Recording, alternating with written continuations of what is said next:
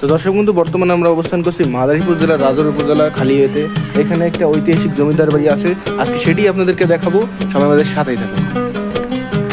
Zero থেকে hero সিনেমার পর্দায় আমরা দেখি, কিন্তু এটাও কি বাস্তবে সম্ভব? দাসীপুত্র থেকে সম্পদশালী জমিদার, যেন ঠিক রূপকথার গল্প। হ্যাঁ, গল্প হলো এটাই সত্যি। এক দাসী তার পুত্রকে বারিন্দায় রেখে উজানি জমিদার বাড়িতে কাজ করতে যেতেন। একদিন জমিদার মশাই সেটা দেখে ফেলেন। তিনি তার সহধর্মিণীকে সেটা জানান।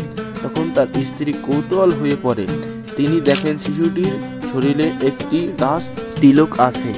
এর পরিপ্রেক্ষিতে জমিদার তার 7টি জমিদার অঞ্চল থেকে একটি, বর্তমানে যেটি বাংলাদেশের মাদারীপুর জেলার রাজৌর থানা খালিয়ার জমিদারি, সেটি দাসীপুত্রকে দান করে। খালিয়ার জমিদার হন রাজারাম রায়।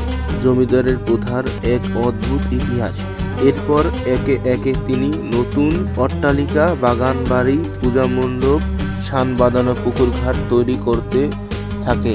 কিন্তু হাইরে কপাল, 1947 সালের দেশভাগের পর জমিদারি চলে যায়। তখন রাজারাম রায়ের উত্তরসূরিরা কলকাতায় চলে যায়।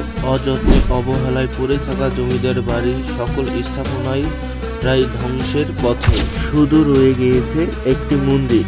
কালী সাধক রাজারাম রায় মন্দিরটি তৈরি করে। তার নাম অনুসারে নাম রাখা হয়। মন্দিরটির দৈর্ঘ্য 20 ফুট, প্রস্থ 16 ফুট, উচ্চতা 47 ফুট। মন্দিরের নকশায় রামায়ণ মহাভারতের দৃশ্যগুলো ফুটিয়ে তোলা হয়েছে। লতা পাতার কাজ, বিভিন্ন পশু পাখির চিত্র তুলে ধরা হয়েছে। দক্ষ শিল্পীর হাতের কাজ কয়েকশো বছর পরেও মানুষের মন কেড়ে নেবে। ভিডিওটি যদি ভালো লেগে থাকে তাহলে চ্যানেলটি সাবস্ক্রাইব করে আমাদের ছোট্ট পরিবারের সাথেই থাকো।